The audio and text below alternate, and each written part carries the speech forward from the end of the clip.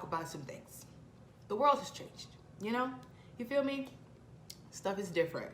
We have a new normal that we need to accept, and we need to thrive and flourish in it. And I know it's hard for a lot of us, myself included, to like try to ground ourselves in this space we are in right now. But I definitely think wholeheartedly that technology is something that can help us stick together and band together. And you know what I'm talking about, because you're either viewing this on your computer, phone, iPad, or another device that is heavy into technology. So today, we're gonna talk about our littles. I'm a mom, and I have 2 youngins, and school has been disrupted significantly, and they're gonna be starting virtually in the fall. But since most of us aren't educators, some of us don't know what we're doing, but I have help for you. So today, I'm gonna give you 5 apps that can help you with your preschoolers to help them stay in the groove of learning and to help them nurture and foster that love of learning so that when things go back to being normal, they'll be ready. So here we go. 5 apps for preschoolers. Number 1, I'm gonna start off with Khan Academy Kids. I don't know about you, but when I was younger, I had Khan Academy to help me through stuff like biology and chemistry and mathematics. But now they've branched out into the littles, and they're helping the littles enjoy fostering their imagination and learning. So within the app, it's free, which is a big plus. There's learning such as math, English, writing, tracing, logic, reading, and a whole host of other enjoyable things for them. Because at this age, the 3 to 5 age group, learning is about fun, integrating with fun and practice to help it stick and help it to just really just develop into something that they can use from here on out until the rest of their lives. So Khan Academy, free, awesome resource. There's so many wonderful things for them to do in this application. One of the bright spots about this application is that there is even an offline mode. So when you are having issues with connectivity or Wi-Fi, because we all go through that sometimes, and kids don't understand when things like that happen, it's easy for them because in the offline portion of the application, they can still access a lot of content. And I know content is fairly recent for a lot of us, but content right now, content is king. So that app really just hones in and gets them learning and their juices, creative and going. Secondly, there is a group of applications called the Endless Kids. All of it's amazing. Trust me, we have it. All of it's amazing, but I want to highlight 2 of their apps today. Endless Alphabet and Endless Numbers. I'm not sure if you know this, but for the littles, the 3 to 5s, for them to be able to be kindergarten ready, they need to have a specific grasp on numbers and letters. And with Endless Alphabet, they can do that. Also with Endless Numbers. So let me explain to you what Endless Alphabet looks like. You open the app, there's a free trial period where you can see letters from A through Z. You pick a letter. Let's just go with A, for instance. You click on A and it'll say A is for auspicious. You think I'm kidding, but I'm so not, because the wording that they use in this app, the words are so big and vast and grand, and you think that your children wouldn't be able to grasp it, but trust me, they can.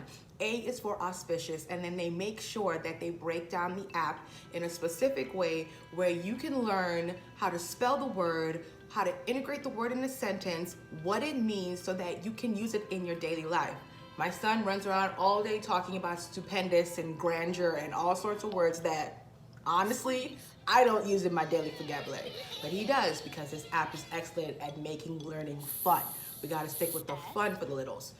And also, the Endless Numbers app does the same thing. It'll open up, download numbers from 1 to 100, and it's not just helping them count.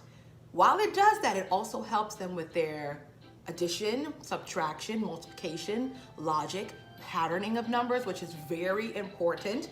And it just helps them to grasp topics that are hard to explain. But the apps do a fantastic job of it. There's one drawback. I know, you're waiting for the other shoe to drop. While there is a free trial period, yes, you do have to pay for the apps monthly. They are $8.99 a month. I know, We like free. Trust and believe over here. We love free. But I think in trade-off for $8.99 for peace of mind and learning, I think it's worth it. So even if you check it out and you don't want to go past the trial period, you can still gain a lot from the words that they have in the trial period. So go ahead and check that out. And then next up, we have LingoKids. Language. Language is such a big part of how children learn. Most of our kids come from bilingual households, trilingual households. Even more than that, I don't know how to describe more than 4 languages, but kids come from households with multiple languages in them. We are a bilingual household, and in our house, my husband's family is of Panamanian descent. So Spanish is always, always, always used in my home, and we use it on LingoKids. LingoKids is great, easy to learn, and you never know, you might mess around and learn a new language too. Then, it'll just be, it could be easy to apply in your day-to-day life. So that's moving on from LingoKids. Next up, we have PBS Kids. I know, I love PBS Kids. PBS Kids is still reigning supreme. They've been around for 50 plus years. Curious George, Arthur, Sesame Street, but they also have new shows like Pinkalicious and ones that I don't even know, but it helps the kids to stay on track with language, learning. It helps to teach them sharing, spatial abilities, social abilities. It keeps the kids connected to one another, and it makes learning and growing, which is hard for them, an easier transition period. So check out the PBS Kids app, and another bonus, it's free. It's free, it's free, it's free. And I know I said 5, but I'm gonna give you an extra one. To piggyback off the PBS Kids app, there is the PBS Games app. So games from the shows that they just watched to kind of help them with making connections, help them making patterns, help them realize that most things in life have a set order that they follow. And the games help them with learning, matching, spatial, music, all sorts of things, arts, crafts, science experiments. So I know these are just some great supplemental apps that you can use for your children while we are doing this learning in a virtual way in the fall of 2020. And I know you really want your kids to go back to school, but it's gonna be a while. It's gonna take a while, but that doesn't mean that your kids can't stay ahead of the learning curve. So for these preschoolers, check out these 6 apps, and these apps can help to bring learning and help for you, because you might not be a teacher, but you can teach your kids some new things. So thanks for watching this video, and if you need more, trust me, there is more. Next up, we have videos for elementary school children, and I'll give you some apps that you can use for them. Thanks for watching. Bye.